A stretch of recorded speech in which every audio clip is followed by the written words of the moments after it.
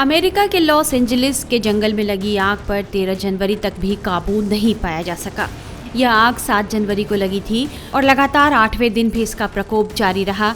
आग कई रिहायशी इलाकों को अपने चपेट में ले चुकी है और इमारतें खंडहर में तब्दील हो गई हैं। लॉस एंजलिस में सबसे पहले आग पैलिसेड्स के जंगल में लगी।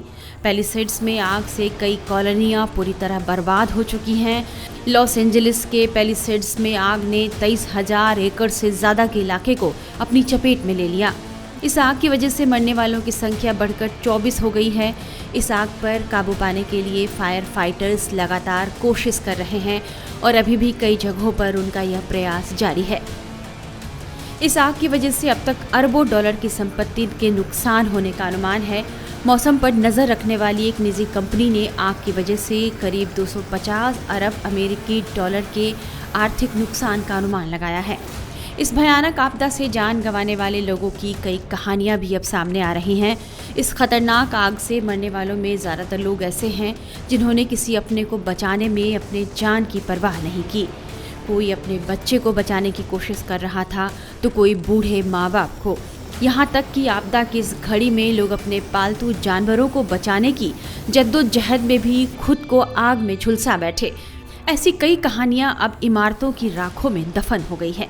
पैलिसेड्स जहां आग ने सबसे ज़्यादा तबाही मचाई, उसकी लपटें एक दिव्यांग शख्स एंथनी के घर तक पहुंची। उस समय उनके साथ मानसिक रूप से अस्वस्थ उनका बेटा जस्टिन मिशेल भी था। इस आग में बाप बेटे दोनों की मौत हो गई।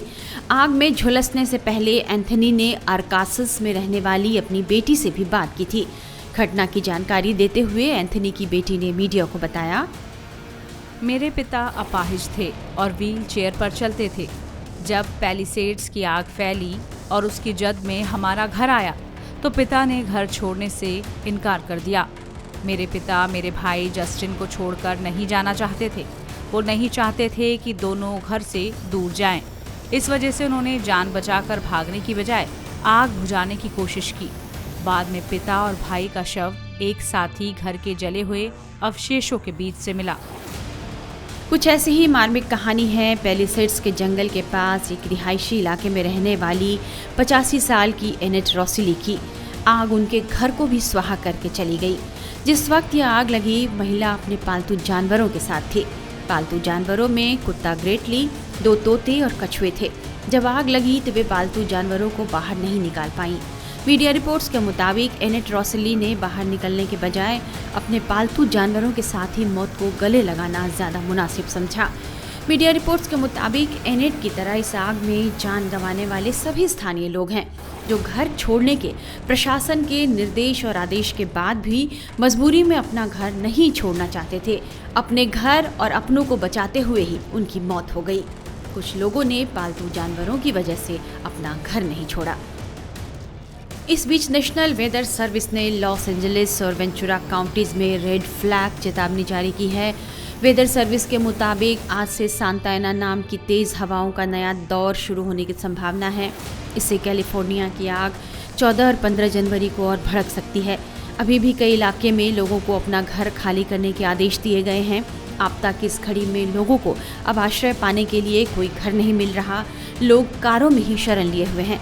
लॉस एंजलिस के निवासी उस घटना के गवाह हैं जब ये विनाशकारी आग पैलिसेड्स जंगल से लगनी शुरू हुई थी। हम सांता मोनिका पर्वत के किनारे पर हैं। इस सड़क पर सभी घर मेरे ठीक पीछे एक सांता मोनिका पहाड़ों की सीमा पर है जो कमोबेश भारी वनस्पति से घिरा हुआ है। आग 7 जनवरी की सुबह लगभग 10:20 पर सीधे घाटी में शुरू हुई और फिर दक्षिण की ओर बढ़ गई और हवाएं काफी तेज चल रही थी। इसने अंततः पैलिसेड्स गांव तक अंगारे उड़ा दिए और अब सब परिणाम देख रहे हैं। हमें पहले लगा कि ये किसी पैदल यात्री या बेघर व्यक्ति की आतिशबाजी हो सकती है। कोई बिजली नहीं थी, वहां ऊपर कोई बिजली की लाइनें नहीं है। ऐसा कोई कारण नहीं है कि आग अपने आप भड़क जाए, लेकिन कौन जानता है।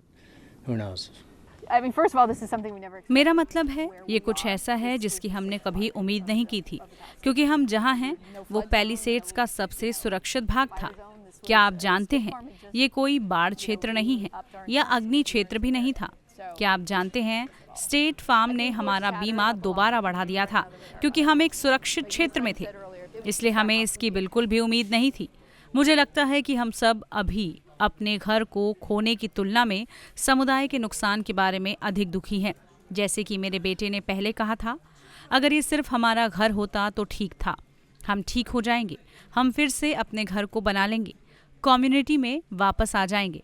लेकिन अब हमें कुछ कम्युनिटी के पुनः निर्माण को देखना होगा, तो ये वास्तव में इस सब का सबसे कठिन हिस्सा है। बहरहाल दुनिया भर में लोग इस बात के लिए हैरान हैं कि हर लिहाज से आधुनिक और मजबूत माने जाने वाले देश अमेरिका क्यों नहीं इस आग को बुझा पाने में सफल हो रहा है।